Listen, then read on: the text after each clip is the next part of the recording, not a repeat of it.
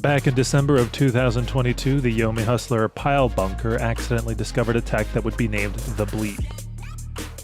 The word is a portmanteau. It takes the name Pilebunker and shaves off the pile, then abbreviates bunker to just the B, then combines it with the word leap, bleep, or the bunker leap. While this term originally described wizard tech, it would go on to be used as an umbrella term for defining similar yet separate tech. But what is a bleep? It's a tech that exploits a source of vertical lift while using a grounded action. This can allow for some very strange approaches like using a low-hitting attack while flying through the air. A bleap can also broadly refer to any tech that allows for grounded actions to be performed in the air. So how exactly do we bunker leap? First, you need to have exactly +7 frame advantage while on the ground. Second, lock in missile form while applying a free cancel. Third, when you become actionable again, lock in a new action. If you've done this correctly, your options will be ground actions. Now you can apply missile form's momentum to things it was never meant to. Is this tech powerful? No, it is not. For starters, having exactly +7 frame advantage is difficult, on top of the fact that you need to touch the ground. There are also much better things to do with that frame advantage. If your opponent is close enough, you could just hit with a mana strike or a tome slap or something. If you're outside of melee range, you can start up some magic darts or draw moisture, telekinesis, or whatever. As interesting as it is to perform a flying kick or a conjure storm, these options don't really threaten your opponents in ways that you couldn't manage without this tech. For example, if you use missile form on the ground and point it completely horizontally at your opponent while enabling hover, you will slide across the ground at a decent speed, and you can use grounded actions while doing this. This doesn't help you get airborne, but it will add momentum to your attacks. It's also a lot easier to do and without requiring a free cancel. Lastly, spark bleeps exist. So no, I don't believe this is a powerful tech. But is it funny? Yes.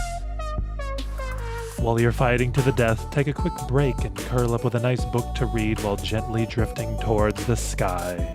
I'm sure that regardless of its viability, many of you still want to play around with this for laughs, so here's some tips.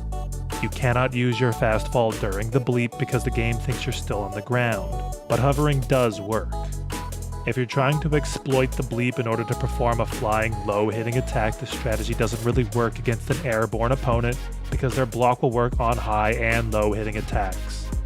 The bleap's velocity is lower than missile form, so keep that in mind that you won't be traveling as quickly. However, if you select hold, you will simply continue missile form and travel at the correct speed instead, which may or may not be advantageous. Lastly, as I said before, getting exactly +7 frame advantage is difficult, so I've made a list of ways to get that +7. But most of these require you spend resources or abandon opportunities to start or continue combos, so be warned. Combo setups, these can be ruined by DI or if you've caused a counter hit. They also require that the first attack used in these examples is the first time that they were used in a combo. Tome slap, instant cancel, backdash into a bleap. Mana strike, if they fly away from you, missile slide forward, dash any distance, bleap. If they fly towards you, missile slide backwards, bleap. Missile sliding backwards takes more frames than doing it forwards. Conjure weapon, missile slide forward, bleap. This option is actually reasonable because it can prove difficult to combo off of conjure weapon if your opponent is knocked far away from you. Ground icicle, instant cancel, gust, bleap. Fast fall air icicle, gust, bleap. Kick, instant cancel, forward dash any distance, wait, bleap. Magma bolt using the good hitbox, gust, wait, orb, bleap. Conjure storm second hit, missile slide forward, miss with a tome slap, bleap.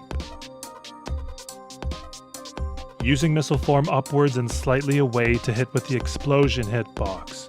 Fast fall gust, high forward jump, fast falling bleap.